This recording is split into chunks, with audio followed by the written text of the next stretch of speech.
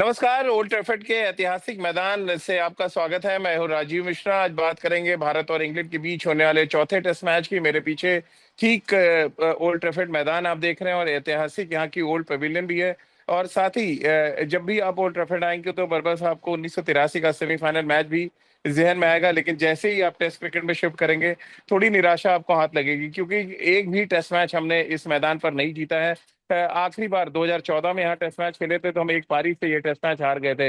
अब इस बार क्या कुछ भारतीय टीम की संभावनाएं नजर आ रही हैं? और जिस तरह के प्रैक्टिस सेशन हमने देखा, यानी कि अभी एक प्रैक्टिस सेशन बचा हुआ है भारतीय टीम का, लेकिन जो टेस्ट मैच से पहले का ये पहला प्रैक्टिस सेशन था, उससे कई तरह के संकेत मिले हैं और कई तरह के सवाल भी खड़े होते हैं। खासतौर से प्लेइंग 11 को लेकर बहुत ज्यादा चिंताएं बढ़ती जा रही, क्योंकि लगातार इंजर्ड खिलाड़ी की लिस्ट में इजाफा होता चला जा रहा है। इन सभी मुद्दों पे बातचीत करेंगे। अयाज मेमन हमारे साथ इस समय जुड़ रहे हैं, वरिष्ठ पत्रकार, और साथ ही आपने उनको अलग अलग प्लेटफॉर्म्स पे इस सीरीज के दौरान देखा भी है, उनसे बातचीत भी की है।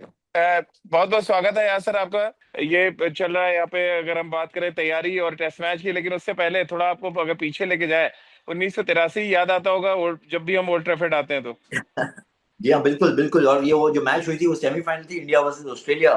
जी इंडिया वर्सेस इंग्लैंड, माफ कीजिए, इंग्लैंड और इंडिया के बीच में जो मैच हुई थी, जहां पर कीर्ति आजाद ने 2 विकेट निकाले थे और संदीप जी पाटिल ने 5 बाउंड्री मारी थी बॉब विलिस की गेंद पे। और वेल, इंडिया की जीत हुई, महेंद्र रमन्नाथ का शानदार जी परफॉर्मेंस था।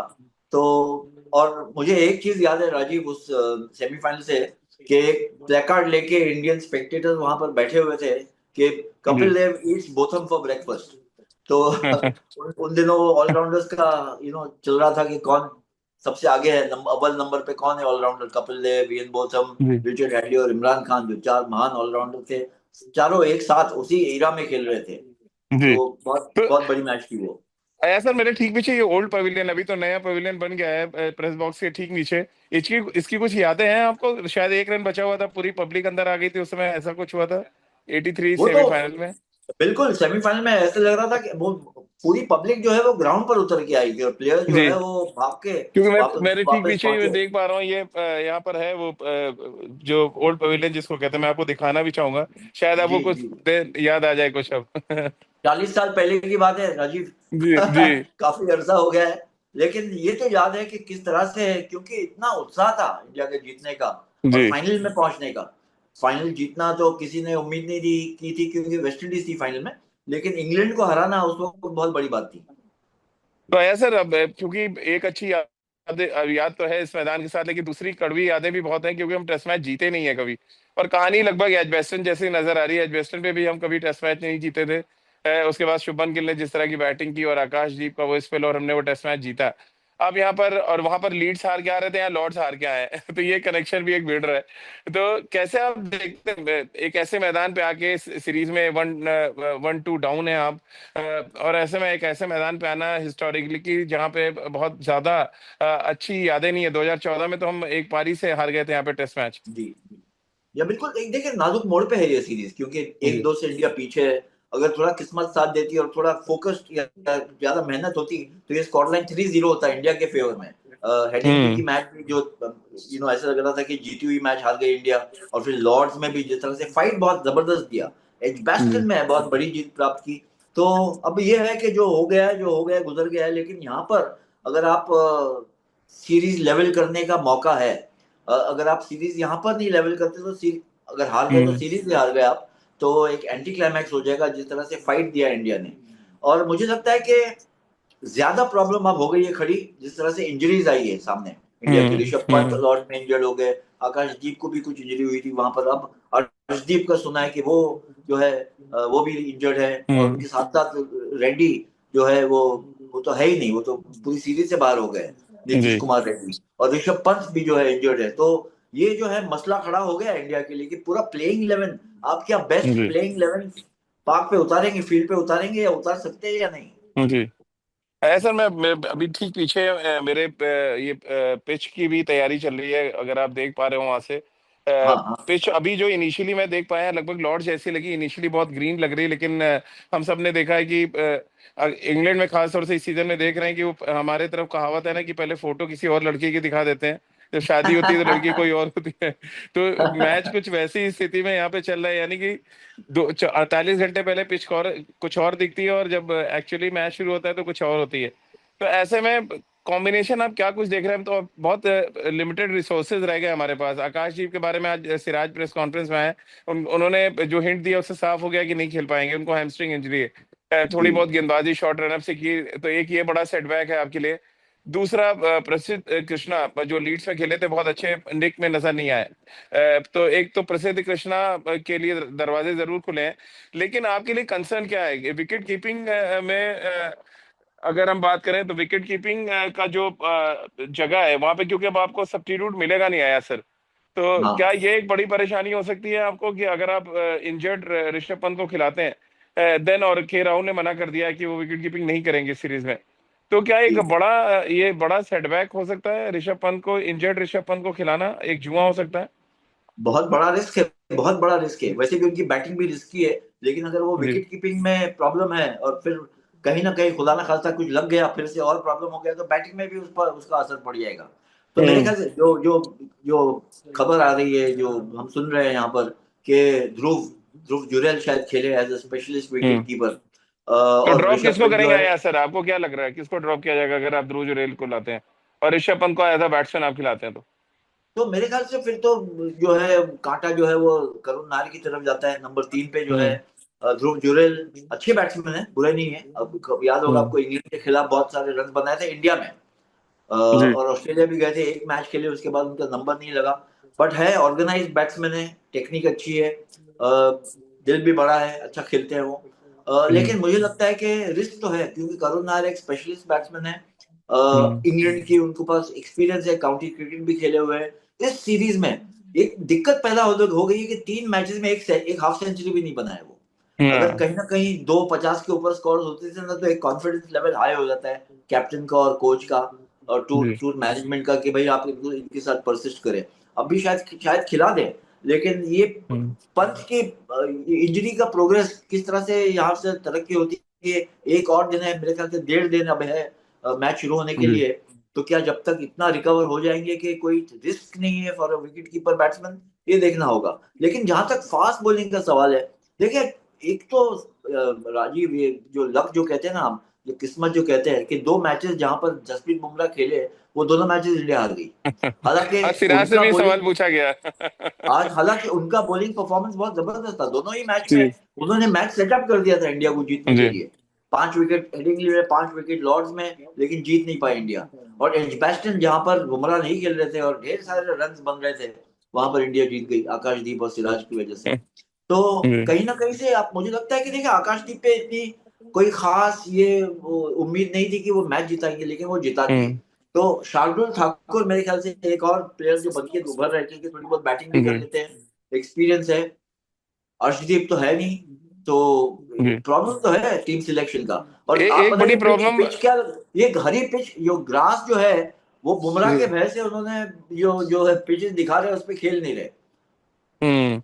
सर एक जो बड़ी प्रॉब्लम जिसपे मैं आपका भी एक व्यू चाहूंगा। Nitish Reddy as a batting allrounder खेल रहे थे, बट उन्होंने अपनी बॉलिंग से एक बड़ा इम्पैक्ट डाला था लॉर्ड्स में। फर्स्ट इनिंग्स में 2 विकेट, सेकेंड इनिंग में भी बड़ा क्रूशियल 1 विकेट उन्होंने निकाला। सडनली वो जिम में जाते हैं, इंजर्ड हो जाते हैं। एक तो ये जिम कल्चर का एक इन दिनों चल रहा है, और जिम में बहुत सीरियस इंजरी उनको हो गई, जिसकी वजह से पूरी सीरीज के लिए बाहर हुए। अब अगला ऑप्शन जो है वो शार्दुल ठाकुर है, जिनका कॉन्फिडेंस जी। एकदम लो हो गया था लीड्स में। क्या आप शार्दुल के साथ यहाँ पे जाएंगे अगर आप सिलेक्टर हो या टीम मैनेजमेंट का हिस्सा है? क्या आप शार्दुल को खिलाएंगे या आप कुलदीप यादव के साथ यहाँ पे जाना चाहेंगे, एक एक्स्ट्रा अटैकिंग स्पिनर लेके? लेकिन फिर क्या, जिस तरह की यहाँ की पिच दिख रही है, क्या आप यहाँ पे 3 स्पिनर खिलाएंगे? ये भी एक बड़ा रिस्क हो जाएगा। बड़ा बड़ा रिस्क है। ओल्ड ट्रैफर्ड की जो हिस्ट्री, जो इतिहास है, जी। ज्यादातर वो फास्ट बॉलर्स को हेल्प करती है। और अगर मैं जो वेदर रिपोर्ट पढ़ रहा था, तो आने वाले 5-6 दिन 7 दिन में बारिश भी है हर दिन में। जी। पूरा दिन ना हो, लेकिन कहीं ना कहीं वेट स्पेल्स है, वेट स्पेल्स आएंगे, बारिश गिरेगी, तो ओवरकास्ट कंडीशन भी हो जाएंगे। आपको पंद्रह जी। बीस ओवर स्विंग के मिल गए सामने वाली टीम को, और आपकी बल्लेबाजी है, तो फिर प्रॉब्लम हो सकती है। या जी। सामने वाली टीम बल्लेबाजी कर रही है, आपके पास बॉलर नहीं है जो स्विंग कर सके, तो फिर ये भी प्रॉब्लम हो सकता है। तो मेरे ख्याल से शार्दुल ठाकुर, देखिए, जितना मैंने देखा है उनको मुंबई में खेलते हुए और इंटरनेशनल क्रिकेट भी, वो फाइटिंग क्रिकेटर है, वो गिव अप नहीं करते। हल्का फॉर्म रहा हम्म। है पहले मैच में, इसी वजह से बाहर हो गए। लेकिन अगर फिर से मौका मिले तो I think he will give his 100%, ये तो है। हम्म। बट ये जो है ना प्रॉब्लम, देखिए इंग्लैंड के पास भी प्रॉब्लम है राजीव। अगर आप, हम्म। जोफ्रा आर्चर आ गए और अच्छी तेज गेंदबाजी की पिछले मैच में, लेकिन उनके बेस्ट बॉलर रहे बेन स्टोक्स। बेन हम्म। स्टोक्स को अगर आप निकाल दे तो वो फास्ट बॉलिंग अटैक में कोई दम नहीं नजर आता है मुझे। तो जी। वो भी फंसे हुए हैं, उनके पास कोई quality James Anderson, Stuart Broad, Mark Wood जैसे गेंदबाज है नहीं। हम्म। तो उनके लिए इसीलिए एजबैस्टन में, हेडिंगली में, लॉर्ड्स में आपको जो पहले हरी पिच दिख रही थी, और जब मैच शुरू हुई तो वो पिच जो है वो बिल्कुल ब्राउन कलर की हो गई। वो इसी वजह से थी कि उनको अपने अपने बॉलर्स के ऊपर ही भरोसा नहीं है जी। कि वो मैच जीत लेकिन सकते हो। अलग बात है कि 2 मैचेस जीत लिए। एक अच्छी बात और है सर कि टॉप ऑर्डर इंग्लैंड का जो लीड्स में चला था वो ना तो एजबेस्टन में चला ना लॉर्ड्स में चला। इसको एक अच्छे साइन के तौर पर इंडियन टीम मैनेजमेंट देख सकता है कि सिराज, आकाश, बुमराह और प्रसिद्ध, इन सबका जो कंट्रीब्यूशन था बहुत अच्छा था। और एटलीस्ट बेन डकेट को हम रोकने में कामयाब रहे, जो एक बड़ा थ्रेट बन गए थे। यहाँ की मेरे पिच को ख्याल, देखते हुए जितने मैचेस आपने देखे हैं यासर, इंग्लैंड की बैटिंग जो अभी तक दिखी है, ये अचानक बड़ी सबड्यूड हो गई थी। अगर हम लॉर्ड्स में बात करें, वो बेसबॉल क्रिकेट को हमने ब्लॉक क्रिकेट में, ब्लॉक बॉल क्रिकेट में बदल दिया था। हाँ कैसे आप देख रहे हैं, ये कुछ कुछ पॉजिटिव्स हैं जिनको लेके हम यहाँ पर उतर सकते हैं, इंजरी को अगर हम अलग हटा दे तो?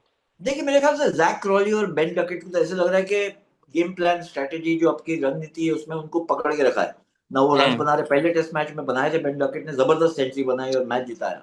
लेकिन उसके बाद वो थोड़े से फंस गए अगेंस्ट सिराज एंड बुमराह।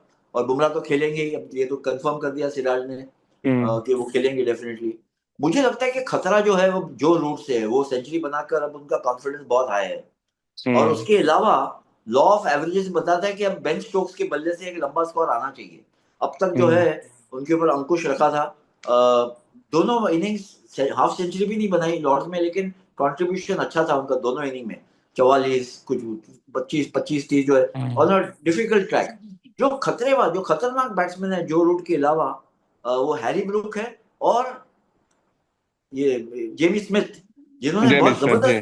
बहुत जबरदस्त बैटिंग की है उन्होंने। हम हम्म। लोग ऋषभ पंत की बहुत तारीफ करते हैं और जबरदस्त खेला भी है ऋषभ पंत ने 400 से ज्यादा रन है। लेकिन जेमी स्मिथ कुछ ज्यादा पीछे नहीं है उनसे। जी। विकेट कीपिंग भी अच्छी करते हैं और बैटिंग भी बहुत आक्रामक अंदाज से खेल रहे हैं। तो मेरे ख्याल से बैटिंग में आप, जैसे ऋषभ पंत का हमने देखा कि लॉर्ड्स में लॉ ऑफ एवरेज ने उनको पकड़ लिया, दोनों इनिंग में उनका हम्म। बल्ला नहीं चला। तो बहुत जरूरी है कि आपका टॉप ऑर्डर जो अब तक का चलता है वो चलता रहे।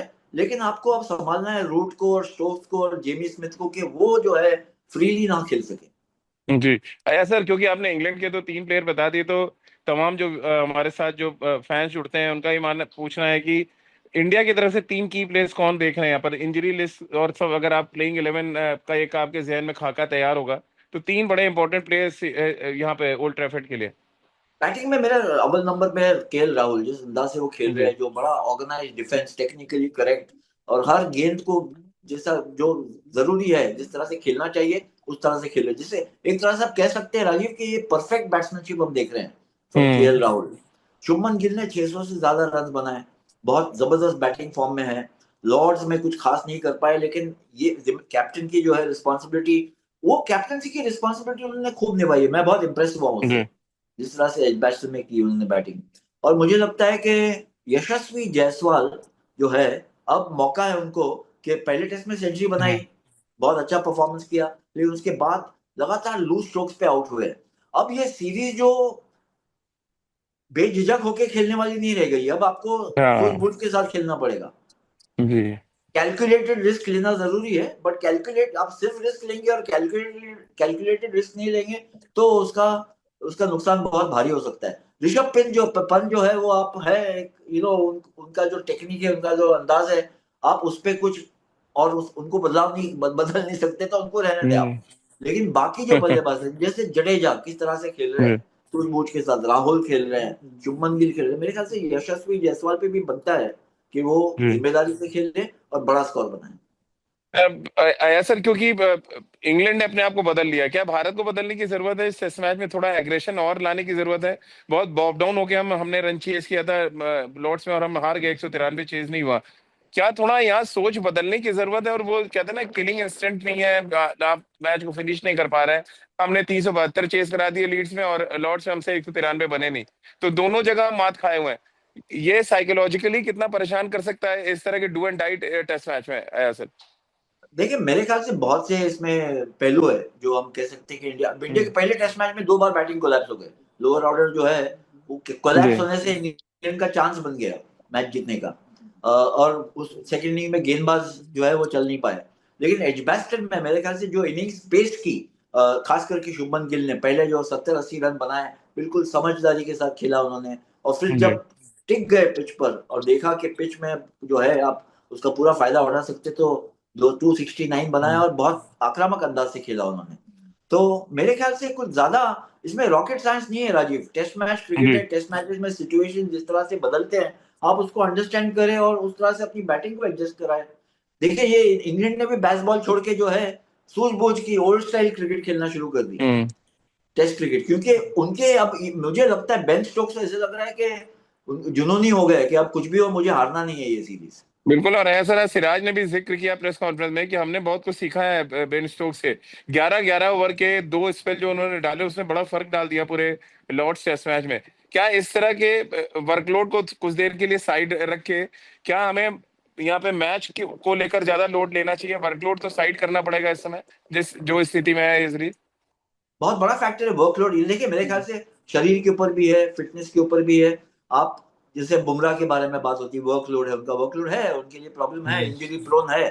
तो किस हद तक वो अपने आप को स्ट्रेच कर सकते हैं वो खुद जानते हैं बेहतर, एंड जो जी। सपोर्ट स्टाफ है, मेडिकल स्टाफ। लेकिन मैक्सिमम करना चाहिए।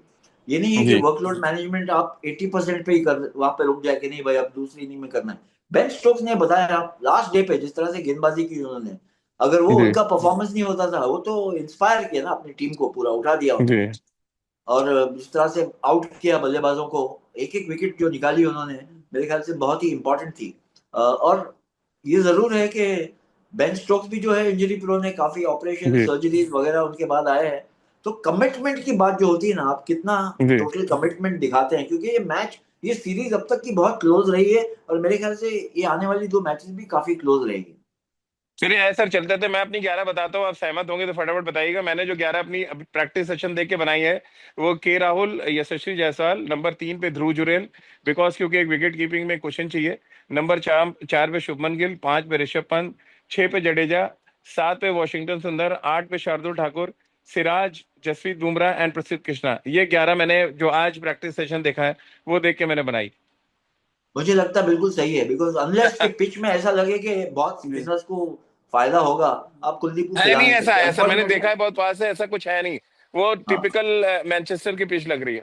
तो फिर फास्ट बॉलर ही खिलाएंगे, कुलदीप को मेरे ख्याल से जी। नहीं खिलाएंगे, मुझे लग रहा है ये। कुलदीप को लग रहा है ओवल तक इंतजार करना पड़ेगा, जहां पे दूसरे हाँ तीसरे दिन शायद। बॉल घूमता है। तो उसके लिए वेट करना पड़ेगा। और अयाज सर का एक बार एनालिसिस हम फिर वहां से लेंगे। और अयाज सर ने जैसे चर्चा शुरू की थी कि मेरे ठीक पीछे आप देख रहे हैं ओल्ड पवेलियन, जहाँ पे कपिल पाजी और पूरी की पूरी भीड़ यहाँ पे इकट्ठी हुई थी। और तब हम 1983 का सेमीफाइनल जीते थे इंग्लैंड को हराकर। क्या पता है इस बार हम टेस्ट मैच जीते और इतिहास रचे, क्योंकि इस मैदान पे हमने कभी टेस्ट मैच जीता नहीं है। और शुभमन गिल की टीम इन दिनों इतिहास बना रही है, वो चाहे फिर एजबेस्टन की बात कर लें या लीड्स में हारने की बात करें, या लॉर्ड्स में जिस तरह का रन चेज हुआ। तो कुल मिलाकर ये टीम बड़ी अनप्रिडिक्टेबल टीम है। और इस टीम से आप उम्मीद कर सकते हैं कि जो काम पहले नहीं हुआ, वो काम ये हमारी जो यंग ब्रिगेड है वो इस मैदान पर कर सकती है, यानी कि ओल्ड ट्रैफर्ड के मैदान पर। बहुत बहुत शुक्रिया अयाज सर, तमाम यादें साझा करने के लिए और तमाम जो इनपुट्स हैं इस टेस्ट मैच को जो आप ऑब्जर्व कर पा रहे हैं वो देने के लिए। बहुत बहुत शुक्रिया अयाज थैंक सर। यू।